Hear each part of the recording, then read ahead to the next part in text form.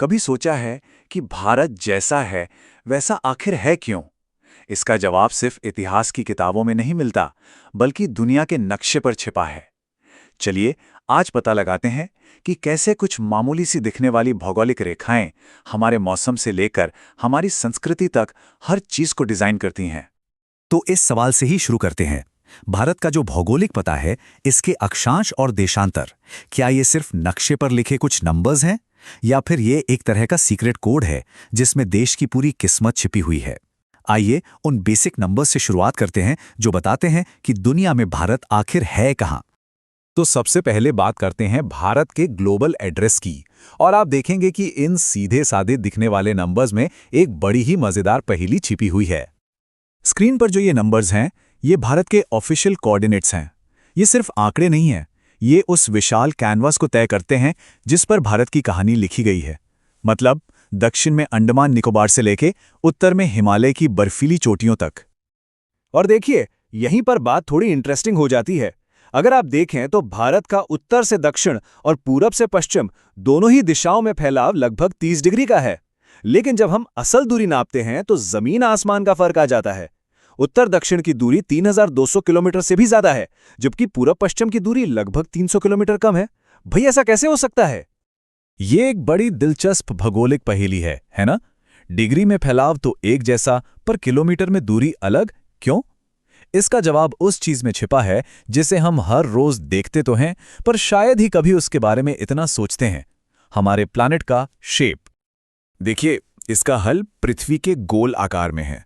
जरा एक संतरे की कल्पना कीजिए। जो देशांतर रेखाएं होती हैं, यानी लॉन्गिट्यूड, वो संतरे की उन फांकों की तरह हैं जो ऊपर से नीचे जाती हैं। ये पोल्स पर, यानी ध्रुवों पर, एक दूसरे से मिल जाती हैं और भूमध्य रेखा पर सबसे ज्यादा दूर होती हैं। वहीं अक्षांश रेखाएं, यानी लैटिट्यूड, वो गोल छल्लों की तरह हैं जो हमेशा एक दूसरे के पैरेलल रहती हैं। अब चूंकि भारत भूमध्य रेखा के उत्तर में है, देशांतर रेखाएं यहां एक दूसरे के थोड़ी करीब आ जाती है, जिससे पूर्व पश्चिम की दूरी असल में घट जाती है। तो ये तो हुई आकार की बात। अब जब हम भारत के आकार को समझ गए हैं, तो आइए देखते हैं कि कैसे इसकी उत्तर दक्षिण वाली लोकेशन देश के लिए एक बहुत बड़े क्लाइमेट कंट्रोलर का काम करती है।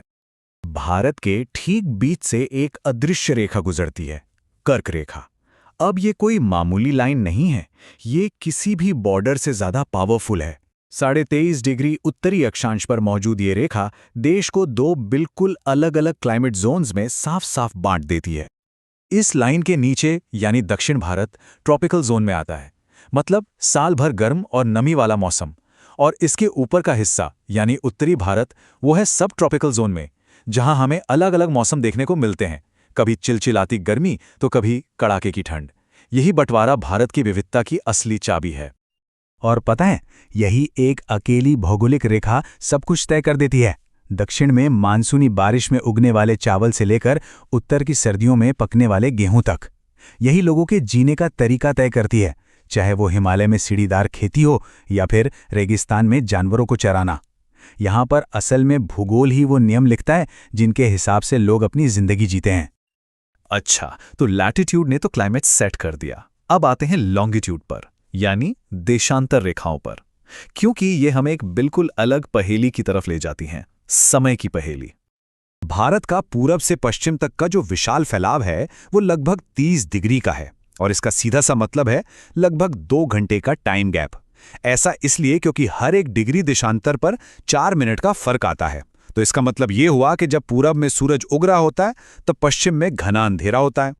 तो फिर सवाल ये उठता है कि इतने बड़े टाइम गैप के साथ कोई देश एक होकर काम कैसे कर सकता है? सोचकर देखें, अरुणाचल प्रदेश में बच्चे सुबह 8 बजे स्कूल जा रहे हैं, जबकि गुजरात में सूरज अभी अभी उग रहा है। ये तो बहुत बड़ी गड़बड़ हो जाएगी। तो भारत इस प्रॉब्लम को सॉल्व कैसे करता है? इसका हल निकाला गया एक बहुत ही स्मार्ट समझौते से, भारतीय मानक समय, जिसे हम IST कहते हैं। 82.5 डिग्री पूर्वी देशांतर रेखा जो उत्तर प्रदेश के मिर्जापुर के पास से गुजरती है, उसे पूरे देश के लिए ऑफिशियल टाइम मान लिया गया। ये लाइन भारत के सबसे पूर्वी और सबसे पश्चिमी छोर के लगभग बीच में पड़ती है, जिससे गुजरात से लेकर अरुणाचल तक सबकी घड़ियां एक साथ चलती हैं। लेकिन इस प्रैक्टिकल सॉल्यूशन की एक कीमत भी है, और ये एक ऐसी बहस है जो आज भी चलती है एक तरफ तो ये एडमिनिस्ट्रेशन, रेलवे और नेशनल मार्केट के लिए चीज़ों को आसान बनाता है, लेकिन वहीं दूसरी तरफ पूर्वोत्तर के राज्य प्रोडक्टिविटी लॉस की शिकायत करते हैं। वहाँ सूरज जल्दी ढल जाता है जबकि ऑफिस का टाइम बाकी रहता है। पूर्वोत्तर के लिए एक अलग टाइम जोन की मांग एक गर्मा-गर्म मुद्दा बना हुआ है। पर कहानी सिर्फ लैटिट्यूड और लॉन्गिट्यूड पर खत्म नहीं होती। एक और चीज है जो बहुत मैटर करती है, और वो है भारत का साइज, इसका विशाल आकार। लगभग 33 लाख वर्ग किलोमीटर के एरिया के साथ भारत दुनिया का 7वां सबसे बड़ा देश है। अंदाजा लगाने के लिए ये इतना बड़ा है कि पूरा का पूरा वेस्टर्न यूरोप इसमें समा सकता है। और यही विशाल भूभाग हमें अविश्वसनीय विविधता देता है।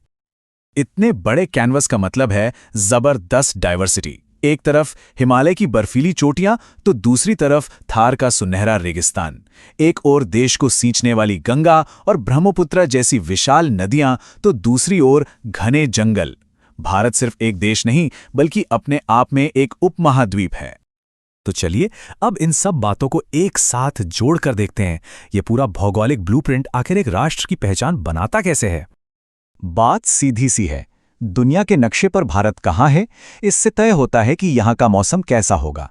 मौसम ये तय करता है कि यहाँ क्या उगेगा, और जो उगता है वही हमारी संस्कृति, हमारे त्योहार, हमारा खान पान और हमारी इकोनॉमी को आकार देता है। मतलब भूगोल सिर्फ नक्शे पर खींची लकीरें नहीं हैं, ये तो जीने का तरीका है, जीवन का आधार है। और ये हमें एक बहुत ही मजेदार और बड़े सवाल पर लाकर छोड़ देता है। हम अक्सर सोचते हैं कि किसी देश की पहचान उसका इतिहास बनाता है, उसके राजा महाराजा, लड़ाइयाँ, आज़ादी की कहानी। लेकिन क्या ऐसा हो सकता है कि असली कहानी तो भूगोल ने लिखी हो, कि इन सभी घटनाओं के लिए मंच भूगोल ने ही तैयार किया हो? क्या पता, भारत की कहानी पहले इंसान के आने से बहुत बहुत पहले इस जमीन के पहाड़ों, नदियों और मैदानों में ही लिखी जा चुकी थी। चलिए एक अलग नजरिए से सोचते हैं। क्या हो अगर भूगोल सिर्फ नक्शों पर बनी लकीरें न हो, बल्कि इस कहानी का एक जीता जागता मेन कैरेक्टर हो। एक ऐसा किरदार जो तय करता है कि कौन आएगा, कौन जाएगा और यहां पर कौन सी अनोखी सभ्यता पनपेगी।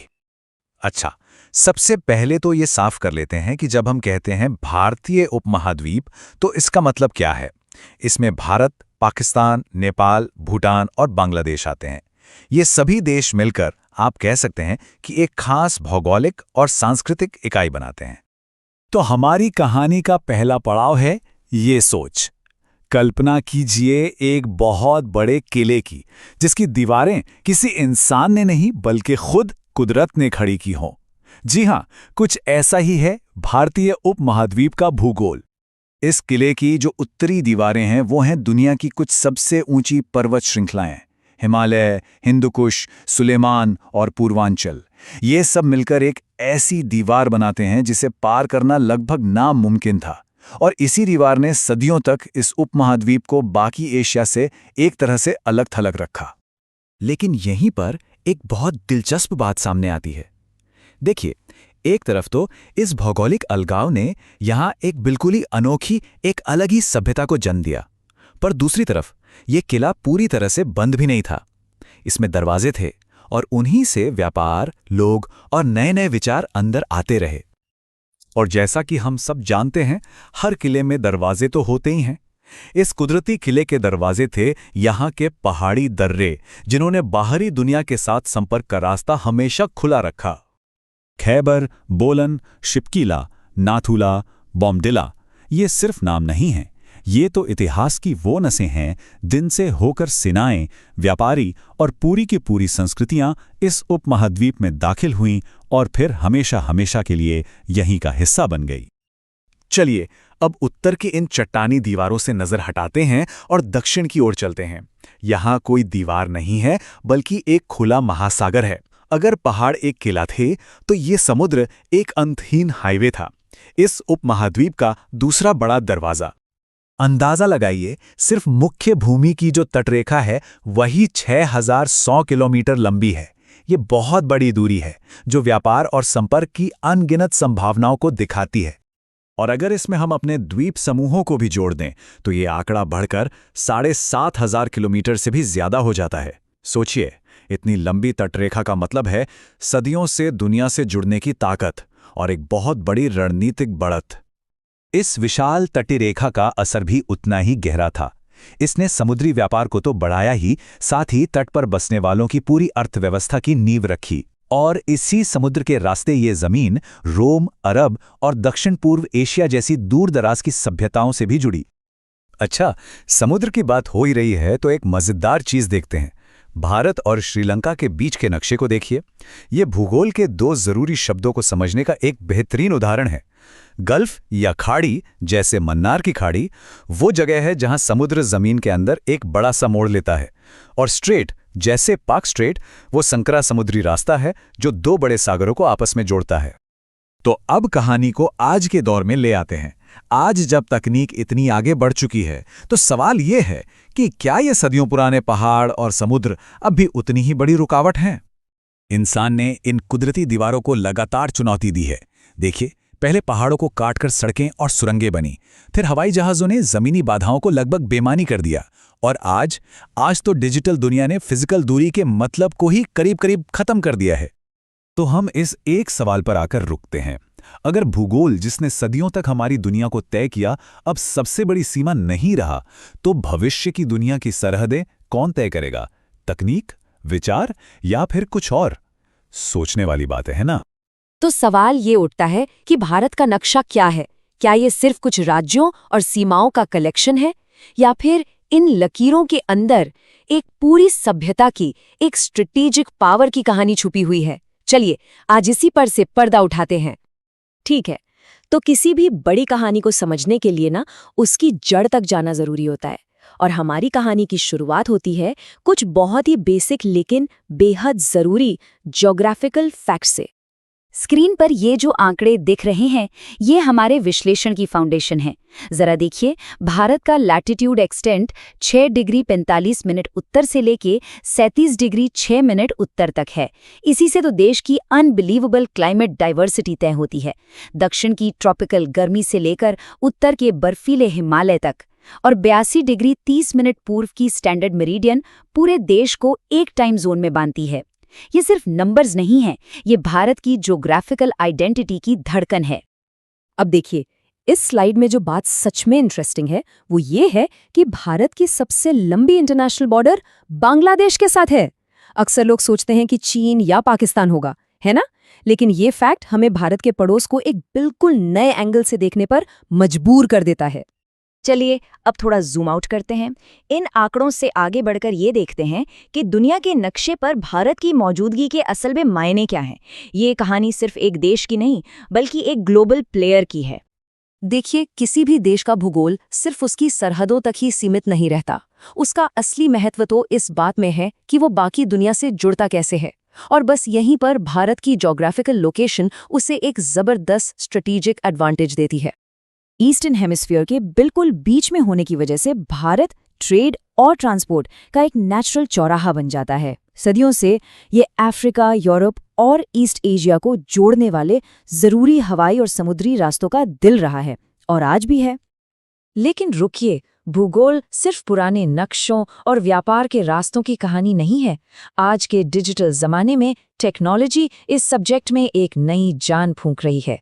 आइए देखते हैं कैसे। तो ये है स्कूल भुवन, अपने इसरो यानी इंडियन स्पेस रिसर्च ऑर्गेनाइजेशन की एक शानदार पहल। इसका मकसद है छात्रों को नक्शों के जरिए सीखने का एक नया, मजेदार और इंटरैक्टिव तरीका देना। और सबसे जरूरी बात, इसके लक्ष्य 2 हैं। एक तरफ तो ये पढ़ाई को इंटरेस्टिंग बनाता है, और दूसरी तरफ ये हमारी अगली पीढ़ी में एनवायरनमेंट और सस्टेनेबल डेवलपमेंट के लिए एक गहरी जिम्मेदारी की भावना भी जगाता है। तो हमने आंकड़े देखे, ग्लोबल कॉन्टेक्स्ट समझा और मॉडर्न टेक्नोलॉजी की बात भी कर ली। अब वक्त है इन सभी धागों को एक साथ पिरोकर वो बड़ी तस्वीर देखने का जो ये सोर्स हमें दिखाना चाहता है। क्योंकि सच तो ये है कि ये सब कुछ सिर्फ कोऑर्डिनेट्स, ट्रेड रूट्स और डिजिटल टूल्स के बारे में नहीं है। इसका असली मतलब, इसका जो सार है, वो इससे कहीं ज्यादा गहरा और असरदार है। और यही इस पूरे विश्लेषण का दिल है। ई पाठशाला यूट्यूब चैनल के मुताबिक भारत की भौगोलिक स्थिति केवल नक्शे की जानकारी नहीं है, बल्कि यह उसकी जलवायु, इतिहास, संस्कृति, आर्थिक विकास और वैश्विक संपर्कों की आधारशिला है। मतलब भारत का भूगोल सिर्फ नक्शे की लकीरें नहीं है, ये तो उस नींव की तरह है जिस पर भारत का अनोखा कल्चर, इतिहास और दुनिया से रिश्ते टिके हुए हैं। चलिए अब हम इस चर्चा के बिल्कुल आखिरी हिस्से पर चलते हैं, जहां पर सोर्स मटेरियल अपने दर्शकों को एक बहुत सीधा और साफ संदेश देता है। और ये बात समझना जरूरी है कि आगे जो कहा जा रहा है वो सीधे सोर्स यानी ई पाठशाला यूट्यूब चैनल का अपना कंक्लूजन है, जिसे हम आपके सामने रख रहे हैं। सोर्स का कहना है कि अगर ये एक्सप्लेनेशन पसंद आया हो तो इसे लाइक और शेयर करें और चैनल को सब्सक्राइब करें। उनका संदेश बहुत साफ है, ये जानकारी सिर्फ किसी एक के लिए नहीं बल्कि उन सभी स्टूडेंट्स के लिए फायदेमंद है जो एनसीईआरटी को कॉन्सेप्ट के साथ समझना चाहते हैं। और उनकी एक बहुत अच्छी बात है कि आपका एक शेयर किसी और छात्र की पढ़ाई को आसान बना सकता है। और यहीं पर आकर ये विश्लेषण हमें एक बहुत गहरे सवाल के साथ छोड़ जाता है। जब ज्ञान को बांटा जाता है तो उसकी कीमत सच में कैसे बढ़ जाती है? इस पे सोचिएगा जरूर।